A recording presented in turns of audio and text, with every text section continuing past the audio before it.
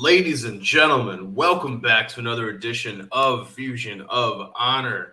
Last 2 weeks ago, I was in Indiana. Last week, Ness was on assignment at Fightland. But here we are back together again to break down everything that's happening in MLW Fusion and Ring of Honor. And we finally are able to talk again about MLW Fusion. That's how nice that this is. That's what brings us all together, right? Talking about the craziness that happens in wrestling. And when I talk about it, when we talk about it, we discuss it.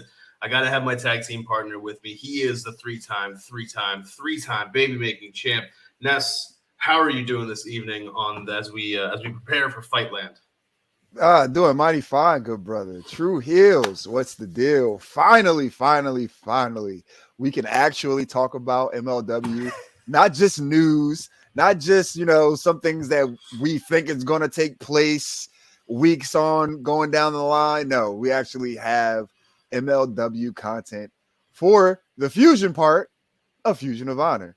It's been a long time. Yes, it has. Yes, it has. And if you didn't know how long, just watch any of the past 3 weeks of Alpha Fusion. They go out of their way to tell you that on October 7th on Vlnce TV, you can watch Hammerstone and Fatu go at it for their world titles. And like I was saying last week, I don't believe at all that Tom Lawler had a chance of taking that national title, or that Matt Cross had a chance of taking that World Heavyweight Championship from Jacob Fatu. But we're going to get into everything that happened this week on Ring of Honor and on MLW Fusion. But before we do that, remember, guys, hit that like button, comment, share, subscribe if you have not already. And I wanted to take this time very quickly to read, actually, one of the comments that we had from our Fusion of Honor review. This was a shout out to Jeffrey K for this comment. He says, what do you guys think of Gresham's decision to concentrate on the Ring of Honor world title? Chris Dickinson is the new and first ever UWN World Heavyweight Champion after defeating Mike Bennett in the long delayed tournament. Not sure how this will affect his Ring of Honor and New Japan's strong schedule. He says he's looking forward to former UFC fighter Matt Mikowski's Ring of Honor debut on Week by Week. And he would love to see, he's saying this one is a top. It looks like MLW's women's rosters will have a lot of the same women as in Ring of Honor. So I don't see why they can't do the same with the men's roster. I'd love to see Josh Woods defend the pure title against Tom Lawler or Davey Richards or even Richard Holiday. So I'll start off by saying I would absolutely love that too. We have talked for a long time on Dark Power, on Fusion of Honor, on every single show except for the WWE shows. I wonder why, about Synergy and the Forbidden Door. We just saw Bobby Fish show up to challenge Sammy Guevara, and we know that he signed to MLW Fusion because MLW is taking every opportunity they can to show that Bobby Fish promo. But what's really crazy about it is that his first in-ring televised match after leaving NXT or being fired from NXT is actually on AEW, not MLW, even though he is officially 100% signed to MLW. He has now also signed with AEW, but they don't care. That's the beauty of this. They're just like, you know what? People are going to watch. And when they watch Bobby Fish, if they talk about the fact that you can see him on MLW, that's going to put more eyes on our product. And we were covering, or I was covering a lot of the UWN stuff on Dark Power when NWA was going dark for a bit. So great congratulations to Chris Dickinson. I don't think it's going to interfere too much with his schedule. It's just something else he's going to have to juggle. But hey, that's the promoters know that when they put the title on you. And last but not least, I definitely want to get your thoughts on this. I think that Gresham going after that world title is really, really interesting, particularly because of how it's going to affect the dynamic between 1A and 1B in the foundation with Jay Lethal. So Ness, what do you think about Gresham moving into that world title picture? Yeah, that's definitely going to be it's going to be something because again, we know that there's only so far has been one world champion in the foundation, which is the franchise Jay Lethal. Now, the reign that Jonathan Gresham has had with the pure title can basically rival any world championship reign in Ring of Honor history. If we would just want to, put it that way, it might be a bold statement to make, but he was pure champion for a year and some change, and had great title defenses, a strong run. So it just makes sense for him to jump out of the pure division after, dropping the title. And again, he only had one, two, you can count them on one hand how many losses he took in this last year, honestly. And it just makes more sense for him to go after that title. Again, to drop the pure title and go after the world title, that just makes sense. Like, all right, I've already elevated this title. Now let me go on excuse me. I brought honor back to Ring of Honor with the pure title. There needs to be a full shift in the world title, just a full shift of Ring of Honor altogether. The best way that I can do that is being the top champion in the company. I made the pure title mean something, or, in Jonathan Gresham's mind, he made the pure title just as important as the world title. So now he doesn't have the pure title. Now, what else can you do? Or what can you do that's even better than having the pure title and making that as important as the world title? Just having the world title itself, so it just makes sense. Now it's when it comes down to his attitude, because as we've seen over the past couple of weeks, Jonathan Gresham is more so, I don't want to say selfish, but pretty much like a one-track mind, of thinking about himself and the world title. We're looking at the world title picture. That was actually something that was building up as him, defending him as the reigning pure championship holder, because he was going out there pretty much just always winning, and not so much for the rest of the foundation. So he kind of was just like, all right, well, I'm a winner. I'm going to continue to be a winner. You guys need to step it up and get on my level. Now that he doesn't have now that he is quote unquote became a loser, so to speak, because he lost the title, but that can just snap right back into reality and say, look, and he just goes on another just mean streak of just picking up wins to get a shot at the Ring of Honor world title. So, I mean, it's a good idea. It makes sense. It's just everything that's going to fall into place. Like you said, 1A, 1B. I know Lethal's going to be in his ear, say, you should focus on this, that, and the third. And Gresham's going to be like, you relax, I got this. Like, it's cool. Thank you, Jay, for your input and for the help. But I'm Jonathan Gresham. I can handle this. So it's just going to be nice to see how everything unfolds. Oh, yeah. And, I mean, he can look at Jay Lethal and be like, you couldn't get the job done, buddy. So now I got to do it. Now I got to do it. and Jay's had a couple opportunities. Yeah. And you never know. Maybe he's going to borrow a card out of TJP's book from when TJP was facing Davey Richards. And there might be a little bit of this that we see happening. Funny story about that. I'm in the crowd and he's like getting ready to do. I'm like, you better not dab. You better not fucking dab. Then he does that. Then he gives the finger. So yeah, I kind of listened to that. That was a hilarious moment. I now have that thumbnail saved for use. I feel we're gonna have a lot of Amy Rose usage, a lot of Pinellas Bennett usage, Todd Sinclair use. It's gonna be great.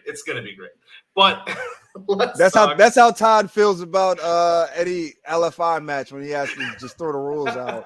Any Roosh match. They're telling him that he's gotta referee it, and he's just like, thanks guys, I appreciate that. Thanks a lot.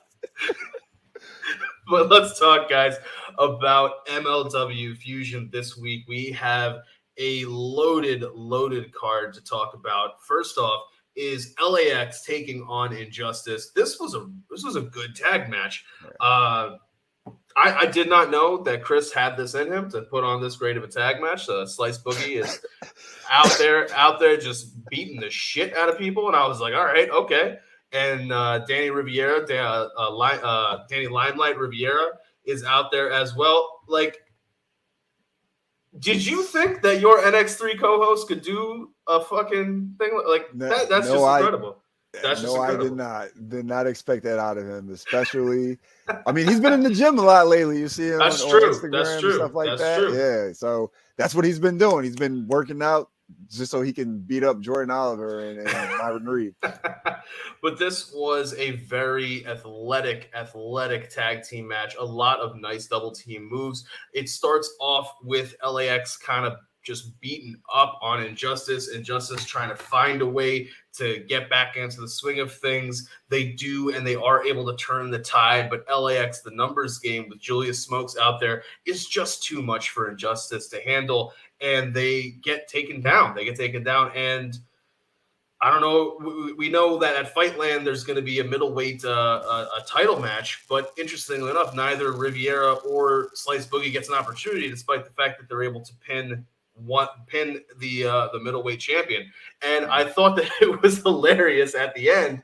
They get into after the match, they get into a beatdown of Myron Reed. I'm expecting somebody to try to come out to save Myron Reed, but Jordan Oliver's already, got his ass handed to him. So nothing real. There's no comeuppance. Maybe we're going to get that down the road. But then our new 5150 LAX reformed team, they're not happy with just beating up Myron Reed. No, they want to make sure that even the ref takes an L when it comes to this situation. And I was like, what is he going to spray paint on him? Like, is it going to be the whole LAX? And then when he did the L, I was like, well, they brought out more referees. Are they going to beat up more referees so another one can get the A, another one can get the X? But luckily, that did not happen. And it was just the L. And then a part of me was like, why is this happening? The ref didn't do anything. Like, why not do this to Jordan Oliver or Myron Reed? And then on top of it, like, I felt horrible for this ref, not just because his EJ got beat up and he got spray painted, but, like, it's on his back. Yeah. How do you wash that off? By yourself, anyway. You can't do that. I'm like, what the hell? Like, you could at least have been kind of done it on his chest. Like, today he's like, all right, yeah. Like, now he's like, what? This is ridiculous. This is ridiculous. But a great tag team match, a fun way to kick off the episode. What'd you think about this one, Ness? Yeah, this was definitely a lot of fun, a lot of energy in the building for this match. Just the teams matched up so perfectly. The new LAX, because it's been so many incarnations of this team. I kind of like it. They're growing on me more. So, because when you think of LAX, it's not them. No. But now it's not.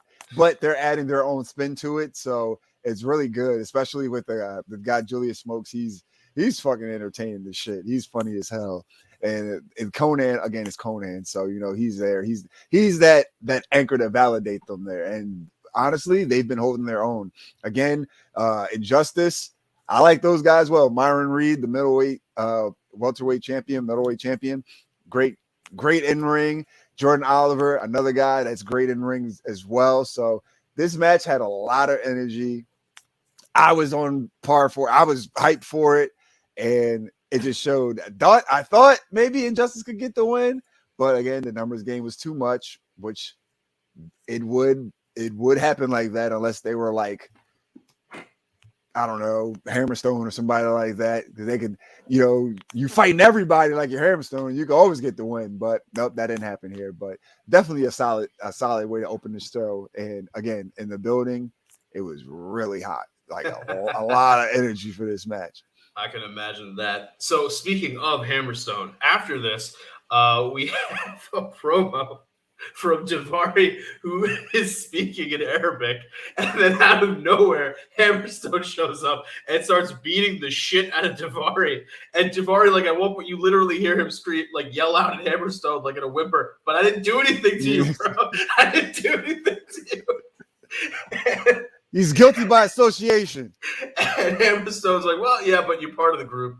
Mads Kruger has to show up to try to make the save for Davari, and now we're going to lead to another long-ass brawl between Hammerstone and Kruger that actually is going to be in every single segment that is not a match. They are going to show some part of Hammerstone trying to beat up Kruger and vice versa.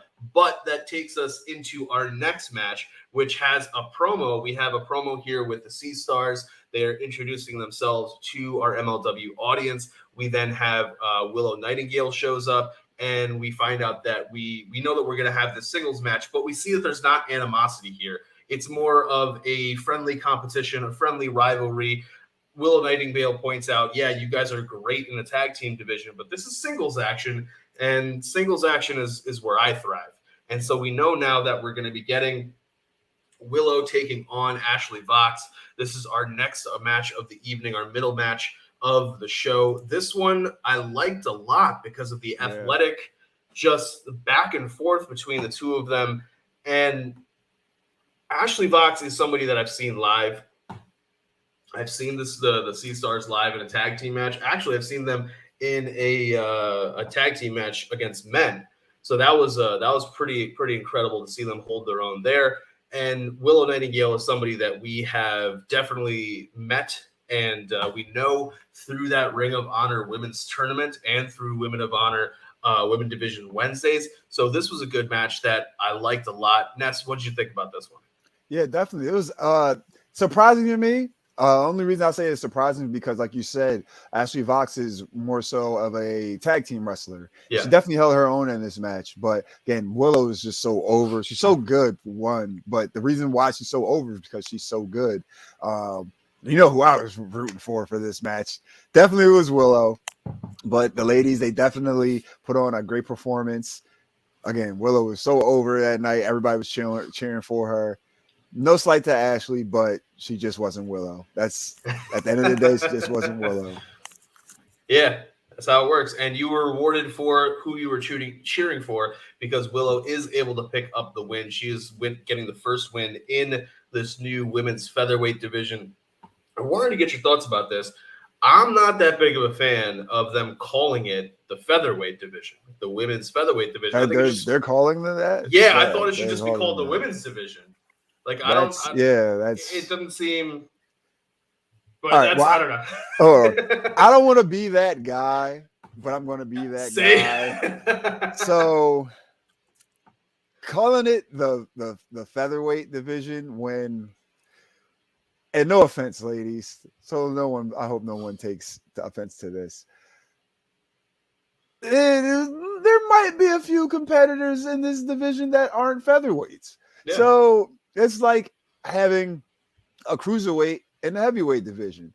You can call him, a heavyweight, but we know they're not a heavyweight. And so I'll say it like this for better comparison. When 205 Live was a thing and they were pushing the cruiserweight aspect, people are wondering why Finn Balor wasn't in the cruiserweight division when that guy was nowhere near 200 pounds. He's like 180 pounds at the most. Yeah. But we just had to block that out and act like it didn't happen, or act like he's heavy enough to break a turnbuckle, though. Heavy, oh God, stupid as that was, but yeah, that oh God, if you guys haven't heard my thoughts on that. I'm sorry, I couldn't resist when you brought it up, because it was oh God, that was just stupid. But yeah, so they can have guys that everybody else that's in his weight class was restricted to being a 205 Live, the cruiserweight division, things of that nature. But for some reason, he wasn't, and a lot of people were like, well, why isn't he in there? Because that can bring some validity to that division. So, yeah, I'm not a fan of them calling him the featherweight, just solely because not every woman, at the end of the day, is not going to be a featherweight. Yeah. I think that doesn't help their doesn't really, it's just not necessary. It's not necessary. Just call it the women's division. It doesn't. The reason why it didn't make sense to me was it made it because having a middleweight championship, the one that Myron is holding, makes sense because there's a heavyweight championship. Yeah. But here there's only going to be one title. So Exactly. why call it a featherweight division? Just women's division. And I don't think you And want to there- call your women heavyweights either. That'll be a whole other that'll be a whole other issue. And we had enough of the Me Too. Now you're gonna get canceled for that. And like, no, we don't No, need that. they don't want that at all. But what we do want is more of Davey Richards and TJP, and that's exactly what it looks like we're going to get. Vlnce Untld is backstage with Davey Richards. He is having an interview where he's talking about the match with TJP, and he's bringing up the fact that hey, he won. He's not taking anything away from TJP. He was just a better man that night. TJP shows up and basically says, Davey Richards, I fucking hate you. And they have a little bit of back and forth before TJP is like, get Alicia out of here, because this is not a place for her. And Davey's like, yeah, you're right. Let's get her out. And as soon as she steps away, TJP was just waiting, and he cold clocks the shit out of Davey Richards. He was just like, Davey Richards, this is what I think about you. At least he was enough of a gentleman to say, let's get the lady out of here. And they have to be separated, and it looks as though we are going to be getting more of Davey Richards versus TJP down the road. One other thing that I wanted to add is that just as I felt last week, having TJP be Davey Richards' opponent was really, really great for Davey Richards' first televised singles match. One thing we do need to say is that Ashley Vox and Willow being the first match for that women's division that we see on TV, really, really great for the two of them, and just a great way to put the best foot forward for that division, two incredibly talented women. And now turning back to Dave Richards and TJP, this is going to be, I think, a really great long-term feud for MLW going forward. The two of them are almost diametrically opposed when it comes to one being a good guy, one being a bad guy. And I'm looking forward to seeing more of this. And another thing I'm looking forward to seeing more of is this new version of LAX, because they have a really hilarious backstage segment interview where they're talking about how easily they put down Myron Reed and Jordan Oliver. And I need to find, I'm going to record just a clip of this, because if anybody in True Heels, any of the other Facebook groups, anybody tries to tell me that Chris G and Slice Boogie are not the same person, Slice Boogie, we'll call him that because we're being polite, it's really Chris, like looks at the camera and shows off all the little like bumps and bruises, and he goes, I've been beaten up worse by ex-girlfriends. And that's Chris. I don't like. That's Chris. Nobody can tell me different. Oh man! Nobody can tell me different. That isn't Chris. This is probably going to be Chris's reaction. Yeah, oh yeah, for sure. Hell yeah. Oh boy.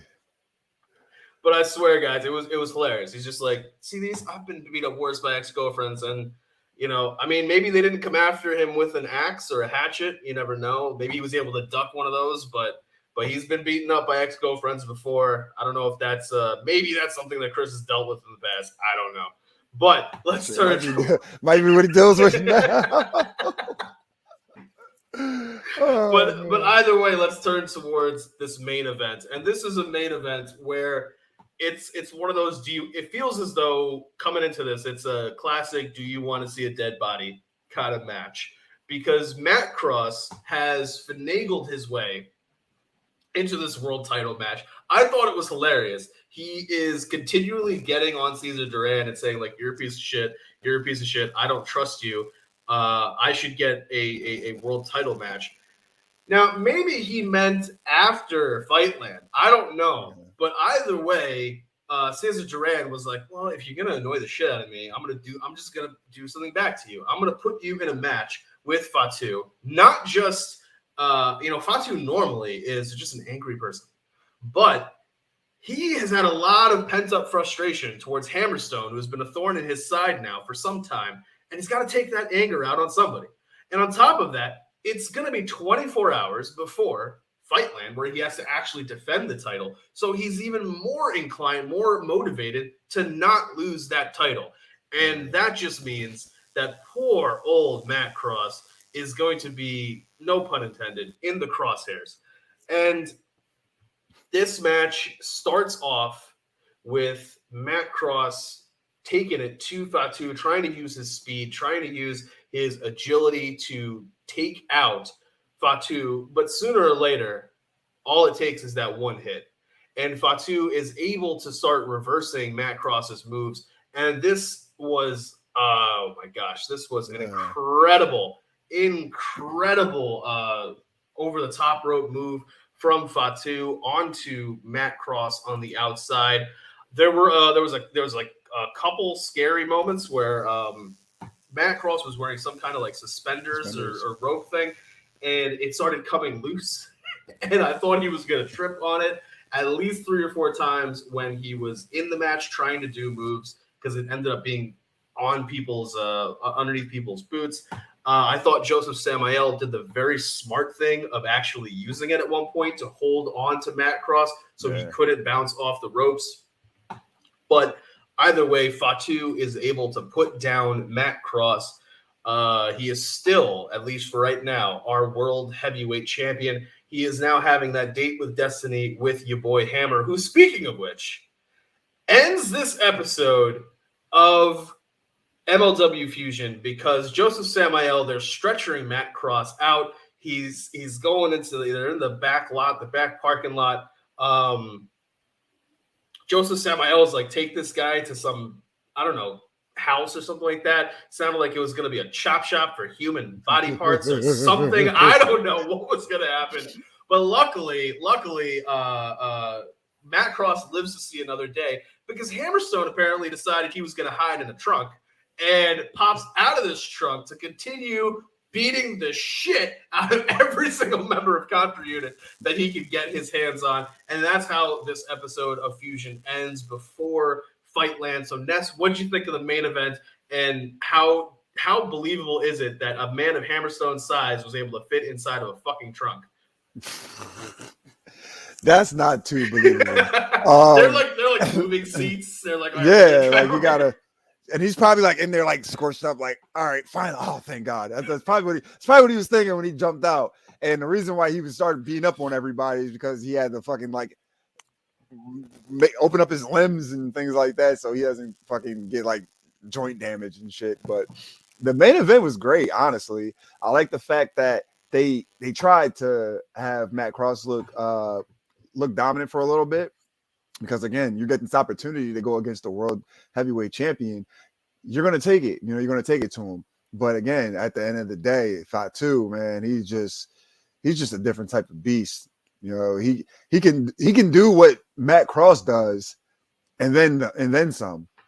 And that's exactly what happened in his match. Like that, I think it's called the Fallsbury Flop, like his version of it. Yeah. I wouldn't want to be standing on the opposite end of that because I'd be flattened like a pancake. That's why my name is Skinny Kravitz on social media. I am not in stature. I'm tall, but I am not that wide, and that just would have ended my life right there. But again, like, and then he does the moonsaults off the top rope. Like, again, anything that Matt Cross can do, Fatu can do as well. But he also has that power, and that showed in this match. He's just a brick house of a human being. So again, he had Alexander Hammerstone on his mind. Wow, like that's whose face Matt Cross had in this match. It wasn't Matt Cross, no. This was Matt or Alexander Hammerstone light versus Fatu. In Fatu's mind, that's what was going on. But he went out there. Shout out to Matt Cross. He was going to live to fight another day, but he had to die in that match, and that's exactly what happened. Yes. That was a hell of a main event. I gotta say, it was just unfortunate because just like last week with the Tom Lawler match, which again, like when you were seeing these, you have no idea the context. So at least that works, right? For the crowd, they're able to get more involved. But for us, people watching it now when it's airing, nobody believes that Lawler is going to beat Hammer. Nobody believes that Cross is going to beat Fatu. So it's a little bit more difficult for us to get involved, but at least for the crowd that's watching, they were able to be a lot more invested in the match. But speaking of matches where it's hard to get invested, there's not a crowd here to get invested in any of these Ring of Honor matches because they're happening behind closed doors. However, we are able to get invested in them, watching them, and here we have two really good matches. I definitely like the first one more than the second, at least for me. Yes. But we are talking about the Briscoes taking on Alex Zane and Taylor Rust. They are teaming together to try to take down the Briscoes. We now know that Alex Zane has a world championship opportunity in his back pocket thanks to winning the Honor Rumble at the pay-per-view. And we know that Taylor Rust is making a name for himself coming into Ring of Honor. And now I just thought it was hilarious when they did the tail of the tape. And they were like, years teaming together for Rust to Taylor, 0. Years teaming together for the Briscoes, 21. I was like, oh, shit.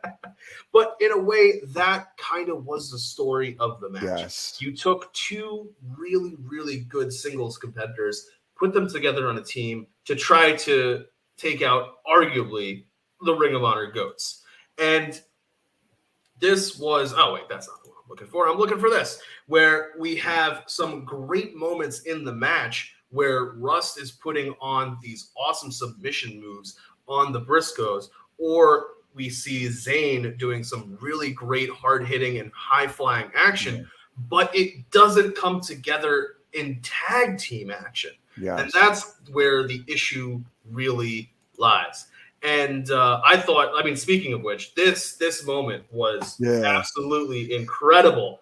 Absolutely incredible. We have Zane bouncing off of Rust in order to grab Mark Briscoe and throw him off with a Rana. This was, my goodness, this was just over 11 minutes of action, but it told a really great story. And I got to say, kudos to all four men involved. This was a really nice match. I liked it a lot. The Briscoes are able to pull out the win, as we kind of expected. But what I liked was that Rust was the guy who took the pin, not Alex Zane, keeping him blemishless as he, looks towards that future date with Destiny against Bandito or whoever might be the world champion at that point in time. But Ness, what did you think about this one? Yeah, you basically hit the points that I was going to make as well. This was a great showing of two singles competitors attempting to be tag team versus a great all-around, all-time tag team in Ring of Honor. Taylor Rust, he had a great showing. I want to see him. I just want to see him more in the pure division. Yeah, like that's his style. That's his thing, and that's what he brought to this match. The submissions, the holds, the transitions, things of that nature. At one point, I think you already showed the screenshot that he had Mark Briscoe, and I don't even know what to call it. I guess it was like the arm bar thing, and he's just like working the arm like it was a lever. Yeah, like just moving it up and down, and that was just crazy. And I think and then he has another submission called the Goya lock, where he's just like moves both your arms back, and he's pretty much just trying to submit you with his legs on your arms, and it's just that's just crazy, And then again, Alex Zane, he brought the striking, the high flying, so it was more so two singles competitors on the same team, because the only time they actually worked together was that springboard off the back Rana that Alex Zane used off the back of Rust to hit Mark Briscoe with, and like literally was the only time that they actually did a tag team move. But on the opposite end, you have the Briscoes, who were literally every time that one of their opponents was getting the upper hand, both of them came back to regain control of the match. So if Rust had control over Mark or Jay, their counterpart would come in to help. And the same thing with Alexander. If he was beating up on Mark, Jay would come back to help to get the momentum back for the Briscoes. If he was beating up on Jay, Mark would be there to get the momentum back for them. And that literally was the story of this match. Both of these guys are great singles competitors. Not taking anything away from them. They look great in this match, but they didn't have that tag team continuity that we know the Briscoes have. And even Caprice Coleman and Ian Riccaboni just kept playing up on them. More so Caprice, he just saying they're not the Briscoes. Yeah. And it showed. They're great singles competitors, but when you're in there against an all-time tag team like the Briscoes, you need a little bit more than just being a great singles competitor in your own right. You need to have a little history with your partner. Yeah. 0 years to 21 years. It showed. It definitely showed. This was a great match. Our match of the night, if we were going that route, definitely. It really was that good. And even commentary said it. They want to see more of these guys. I want to see more. I definitely want to see more of Tyler Rust in the pure division because that's definitely where he belongs. I didn't see any of that shit when he was on NXT and I was reviewing it there. I didn't see any of that. Now I'm just like, well, shit, where were you hiding this? But again, at the end of the day, it was the company where he was at. So well, he was the guy in the Diamond Mine, wasn't he? Yeah, he had like 2 matches and then he got released. I mean, Diamond. He's showing. The Diamond in the Rough. Yeah. Hey, actually, he could run with that. He could definitely run with it because that basically was what it was. It's definitely a diamond in the rough. I didn't even know he had that in him, to be completely honest. I know he's had the match against Jake Atlas, but this right here definitely solidified that he's good great for their pure division. I want to see more of him.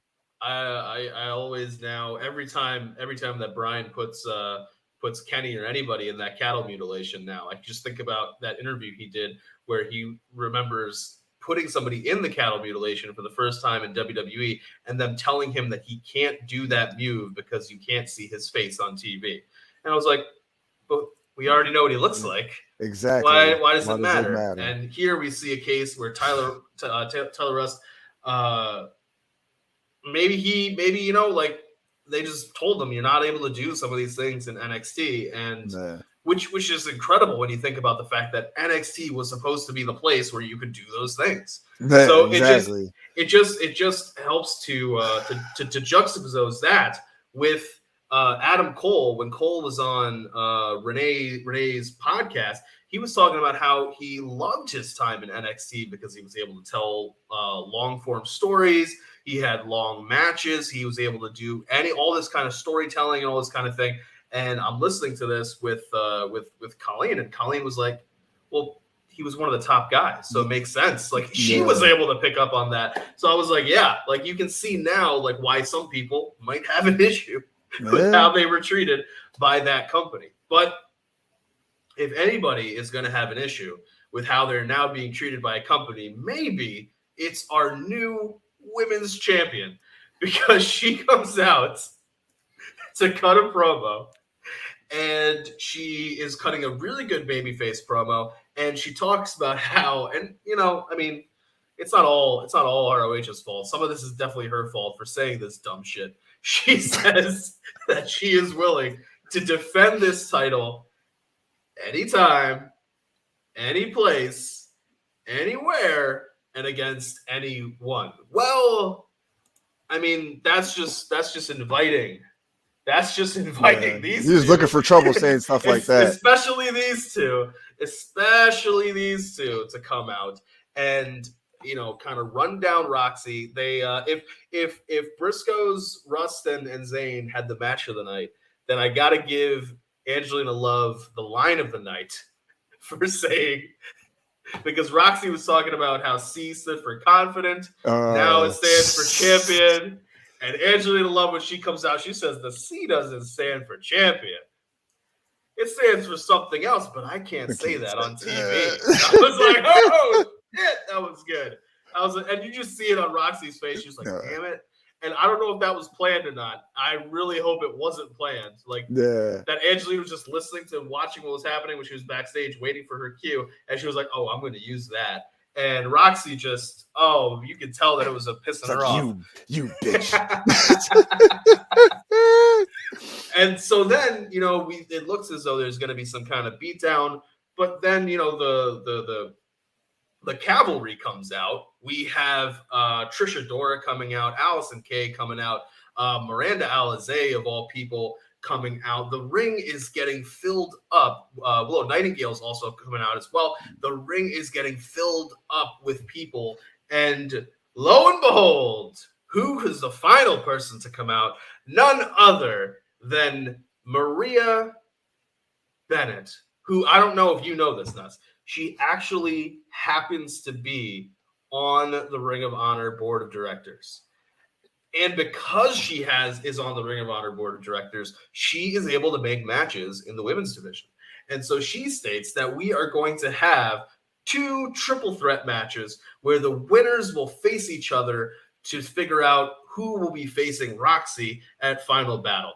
Now, I think this is a great idea. However, what I don't think is a great idea is they are having the 2 triple threat matches are happening, but then the match to actually determine who faces Rok-C, she said, is going to happen a week before Final Battle. So they were like, any semblance of a story that we're going to tell of a feud, of any kind of buildup, is going to take place in the week span between when this match happens and Final Battle. And that's just absolutely lazy booking. Yeah. This is really my thought.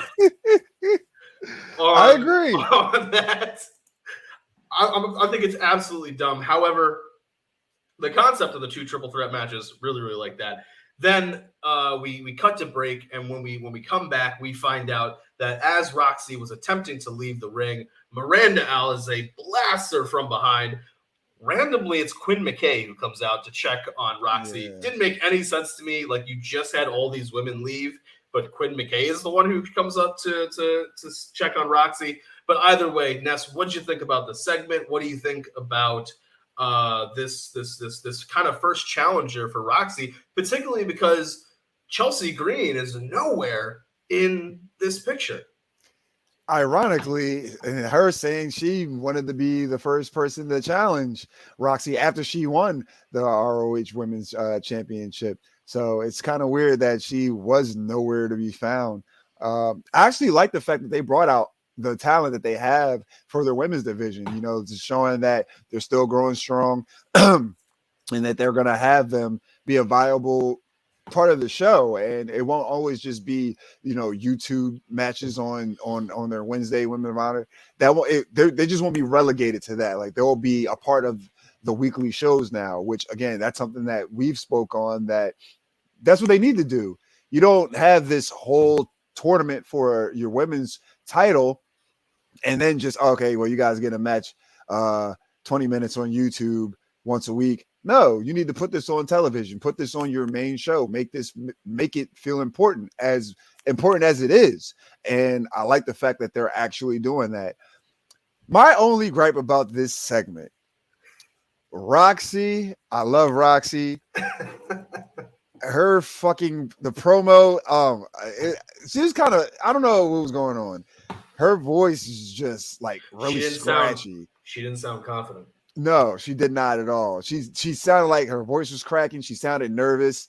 Now, I don't believe it had anything to do with her performance, because we've seen her perform. She's a championship caliber talent, and that's the reason why she has the Women of Honor Championship. I don't know what was going on here. It wasn't working for me. I was just like, all right, you're hurting my ears right now. So when she did get interrupted by Angelina Love, like people that can talk and get you invested with their promo game, I'm like, all right, this is good. And then she hit that one line like, oh, the C in Rok-C doesn't stand for champion. It's, it stands for something I can't say on television. I said, oh shit, this is good stuff right here. And then again, everybody else started falling out, and we're getting the glimpse of pretty much all her championship title attempts or her future opponents, which is great. Again, they're showing the diversity. I would like to see Rok-C versus any of these ladies, from Trisha Dora to Willow Nightingale. I'll even see another Miranda Alizé match. The only one I'll probably don't really want to see that much is Mandy Leon.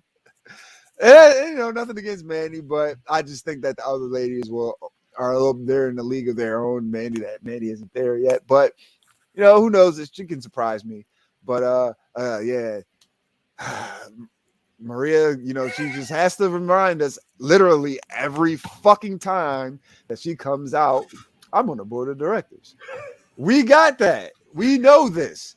The only time you come out and talk to us, it has to do with a decision being made by you that shows you have power. We get that. We understand that. You don't have to say this shit no more. Keep that to yourself. But again, the two multiple triple threat matches, which is good. But one thing that they didn't do, and I'm so fucking thankful that they didn't do, don't have another fucking tournament when you just had a tournament for the women. Yeah. Like, I'm so glad that they didn't do that. I will commend. I guess I'll give her credit for that. I will commend Maria for that, because it's not like, oh, right, we just got you. All you ladies just went through a tournament to crown a new Women of Honor champion. You know what we're going to do? Make you go through another tournament to give you a challenger for the Women of Honor. Like, no, that would have been overkill. Multiple triple threat matches between the ladies, great. Again, that can be a match per episode over the next couple of weeks. The only thing I don't like is the fact that they're going to cultivate it a week before final battle.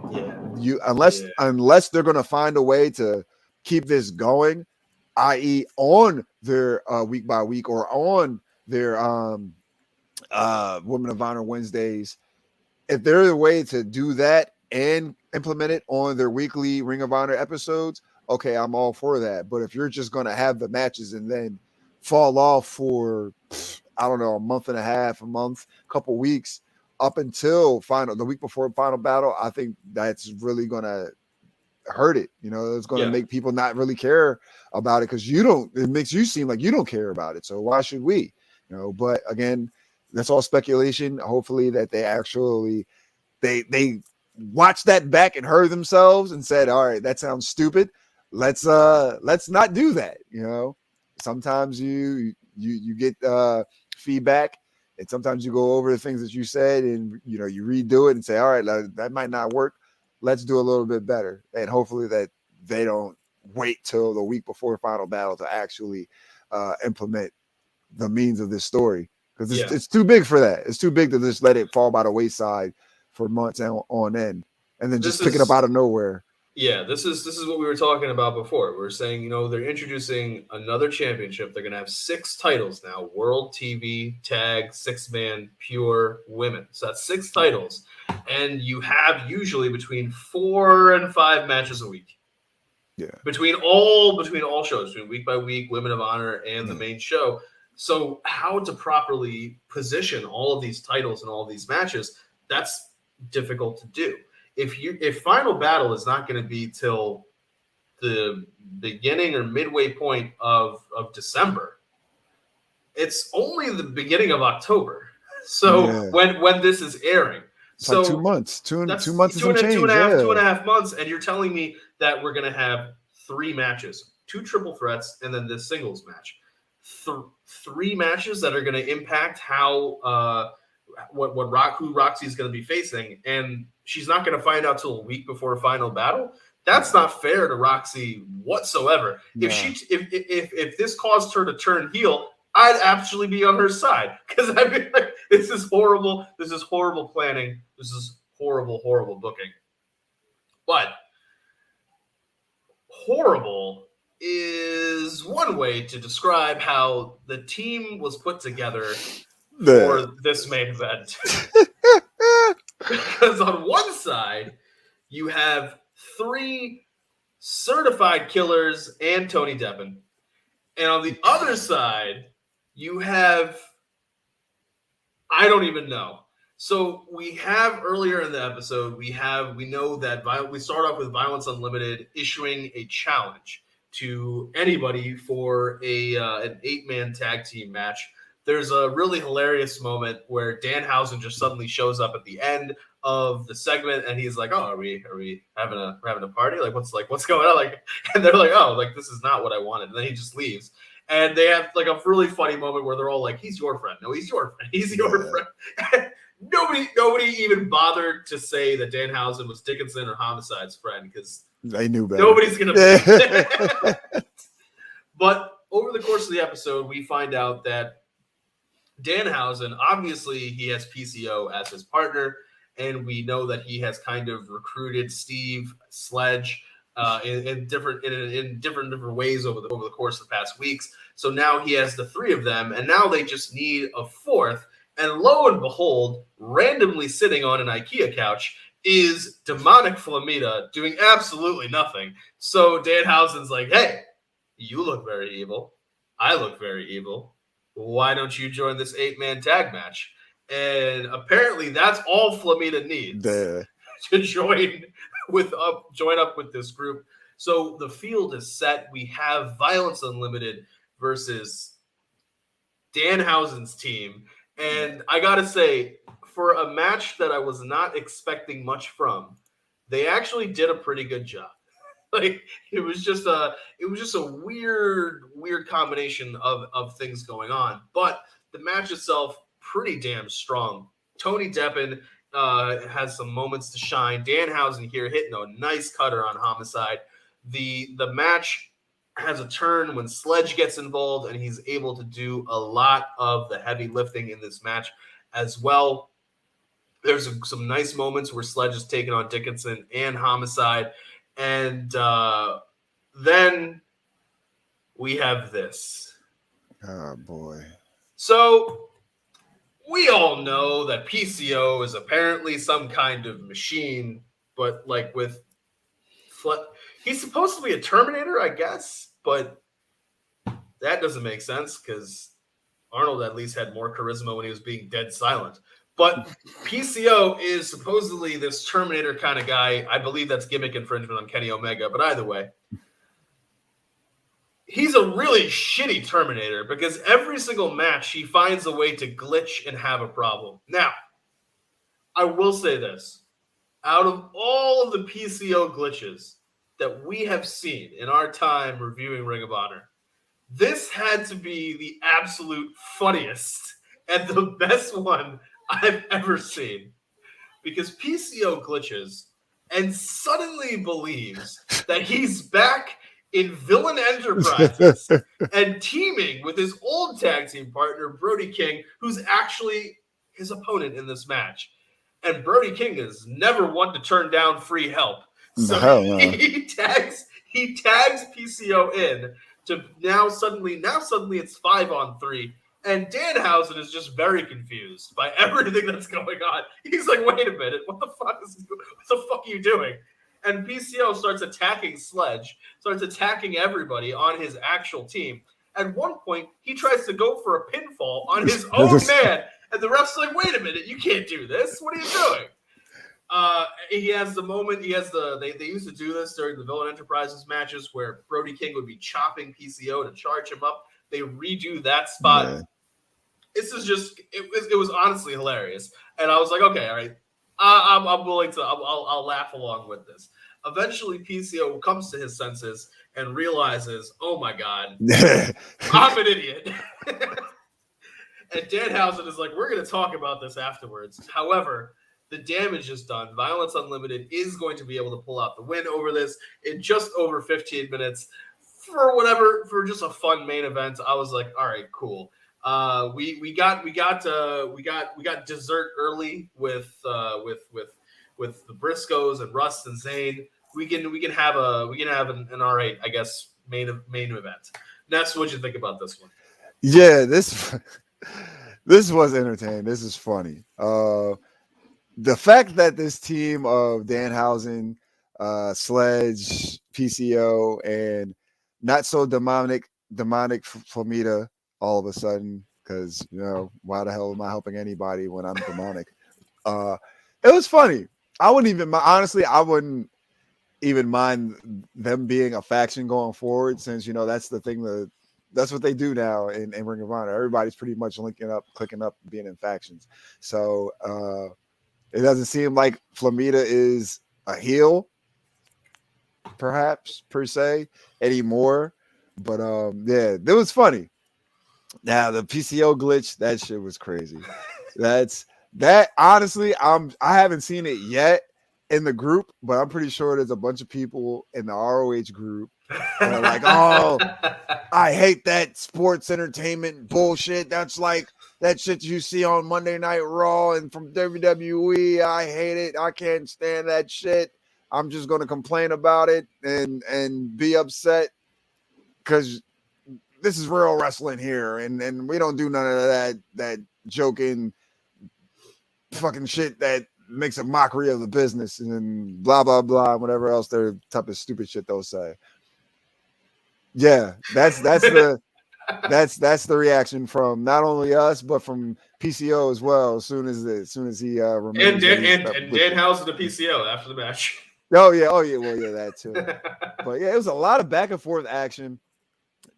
The team Danhausen definitely showed they could be a viable threat against Vlnce Untld, and that's at the end of the day, that's what they just needed. Of course, Vlnce Untld was going to go on and pick up the win, but they just needed to show that they had to fight for that win, and that's exactly what happened. One thing I will say, like you said, the 3 killers, and then there's Tony Deppen. I believe one way to make Tony Deppen look like a threat, he needs to grow his hair out. He needs to have. You got 2 bald guys. Or beard. He's trying with the beard. I see it. He's trying with the beard. But you got 2 bald guys, Chris Dickinson, Homicide. You got Brody King. He has the short buzz cut. Tony Deppen, grow your hair out, stand out. You're trying with the facial expressions. We're still not there yet. You're working on it. I see the beards coming in. Just grow your hair out. Every time he does that like facial expression where he's trying to look mean, it makes me think of I think it's a Full Metal Jacket where the drill sergeant is like, "Now show me your war face." Yeah, and the guy's like just trying. Oh, it's not convincing. It's not at all. But again, we'll get there eventually, hopefully. But yeah, I think if he just grew his hair out, or at least just let it like cover his face, so he can kind of look kind of menacing, it will definitely help. But again, Vlnce Untld for the win. I wouldn't even call it a much needed win, but definitely when you put out a challenge, you want to back it up. So that's exactly what they did. Yeah. This was a really solid main event, and it was a main event that it doesn't really need to push anything forward storyline wise, and it just keeps Vlnce Untld in the mix for anything that's going to happen next. And what's going to happen next on this week's Week by Week, we had a little bit of a preview for next week where we have Khan and Moses cutting a promo ahead of their tag team match against Dak Draper and Dalton Castle. And it's basically what you would expect from a Shane Taylor Promotions promo. If you want to die, we're happy to oblige. And meanwhile, Dak Draper and Dalton Castle, a very, very, very suspect promo. Oh God! But at least it's exciting, right? At least it's entertaining. And then we have the OGK, Matt Taven and Mike Bennett with a promo ahead of their tag team match against Bandito and Ray Horace. A lot of tag matches. I'm trying to figure out why they're giving us so many tag matches. Maybe it's because they said, "Hey guys, we're only available for these few dates. We're not running shows. Let's try to get you as many guys on the card as we can, get you guys paid as much as we can." But we're looking ahead to seeing what is going to be happening because we don't have a pay-per-view until Final Battle, and seeing how their challengers for all of these 6 championships, man, we don't know much. But one thing we do know, and I've been waiting to get your thoughts on this. One thing we do know is who is at the top of the pure division, number one with a bullet, Brian the Mecca Johnson. What do you think about Brian Johnson challenging Josh, the technical beast, Woods, especially after Brian Johnson put on that Pure Rules clinic in that gauntlet match, and then beat his mentor PJ Black completely clean, nothing dirty about it whatsoever. I don't want to hear any of that. This man won convincingly. PJ Black afterwards is like, well, you won, but you had to cheat. PJ, I don't know, like maybe he got hit in the head too many times. You know, when he was getting beat up when he was part of the Nexus, just got his head caved in too many times by John Cena. I don't know what he saw. I saw great wrestling from Brian Johnson. And one thing I gotta say is the look at how they are building Brian Johnson to face Josh Woods versus how they built up Flip Gordon to face Bandito. Yeah.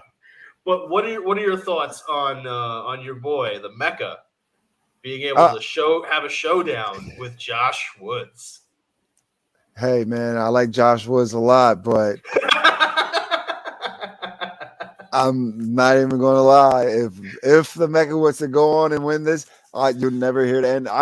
You would never hear the end of it. I would not stop. I would probably rant about this weekly until he drops the pure title. But again, at the end of the day, I like to use this thing called my brain. As great as it would be, I don't see him getting this, but yeah, it's a great opportunity for him. He's been one of the more entertaining parts of Ring of Honor since we've been doing the reviews.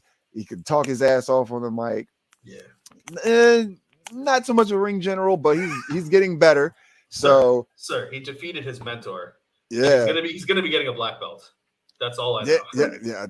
The black belt. So hopefully that comes in handy when he's in there with a technical beast, because he's going to definitely need it.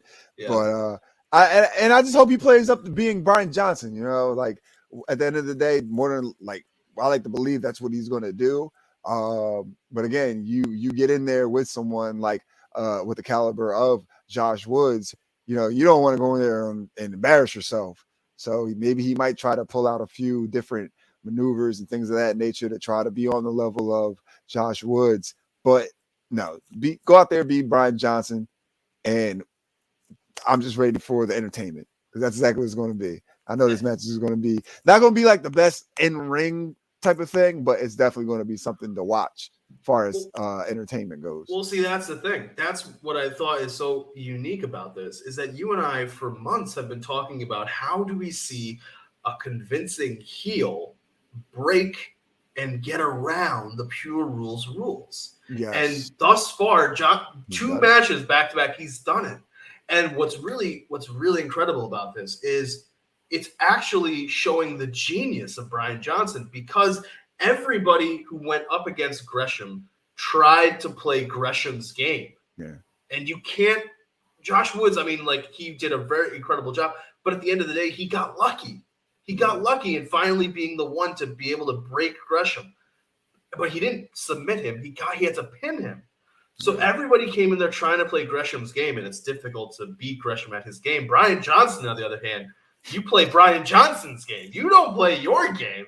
He does what he wants to do. So that's just a really, really great twist in the tail. And I think if there was anybody that they were going to use to be the first big heel of the Pure Rules division, Brian Johnson is the perfect choice, because one thing that Josh Woods is not that great at is talking. He's not the best when it comes to the microphone. However, his first challenger is going to take him to promo school. And that is going to be something that we definitely are looking forward to. But that match, whenever it happens, is going to be some point in time on ROH TV, unless they manage to draw out this epic saga until Final Battle. Who knows? Who knows? Oh, boy. But as we progress each week on Ring of Honor TV, we'll be talking about all of these things as we continue, as we inch closer to the eventual Brian Johnson Pure Championship title run that we all want, that we are all praying for. especially Brian Johnson. So, Ness, tell the people where they can find you on social media. You guys can follow me on Twitter and Instagram at skinny__Kravitz, and right here on the True Hill Heat YouTube channel, one half of Fusion of Honor, where my man is StatKing, man of 1,004 numbers, where we review MLW Fusion, Ring of Honor. Catch me on Blunt Impact, Twisted Jabronis with Chris G. We go live every Thursday night, 10:15, where we review Impact Wrestling. You can also catch me on NX3. We review NXT 2.0. Once again, myself, Chris G, Roman Anthony Colon. Just come there and watch us. You don't even have to watch NXT. Nobody's really doing that these days anyway. But, you know, we thank you for the love and support. The Roundtable Rebel, catch me on the Roundtables. And also, Patreon. Yes. I want you guys to join the Patreon. You know, if you want to get some more exclusive True Hill news, become part of the True Hill Heat, not the YouTube channel family, but the True Hill Heat family. You know, subscribe to the Patreon. A couple bucks a month, like $3 tier, you know, get you in there. And we could just go from anywhere else after that. But yeah, greatly appreciated for those who are already there. And thanks for you that will be there in the future. Yes, guys, you can catch me on Dark Power, covering AEW Dark, Elevation, and NWA Power, and of course here on Fusion of Honor. But speaking of Patreon and speaking of NXT 2.0, if you join Patreon, you'll be able to see me covering NXT 1.0, because I'm going to be starting from the beginning of when NXT converted from a reality show to a weekly TV show at Full Sail University. And from that point all the way to NXT 2.0, I will be covering and reviewing NXT, going back into the archives, probably enjoying myself a lot more. I was going to say, yeah, so you get to watch it when it was fucking good. You got to watch this fucking shit where every week they're putting a new person on television who we don't even know who the fuck they are. At least you have the Toxic Attraction. All right. I mean, outside of just looking at them, they're really not that great in the ring. So, but that looks going to get you so far. That sounds exactly like what NXT 2.0 should be. It's all about you look really good, but then when you come to the in-ring, no. Good point. But guys, until next time, on behalf of myself, the StatKing, on behalf of the three-time baby-making champ Ness, this has been another edition of Fusion of Honor. Not Review of Honor, but Fusion of Honor. Yeah, it was Review of Honor for a couple months because we didn't have any MLW Fusion news. But yeah, we're back. We're back. Yeah. We are back. And we will catch you guys when we talk about everything that happens with MLW Fightland. We are looking forward to seeing what happens with that middleweight championship. We know that there's going to be a fatal four-way. We know Tajiri is in the mix when it comes to that match, making his MLW debut. So until next time, guys, remember to take care of yourselves and each other, and we'll catch you guys later.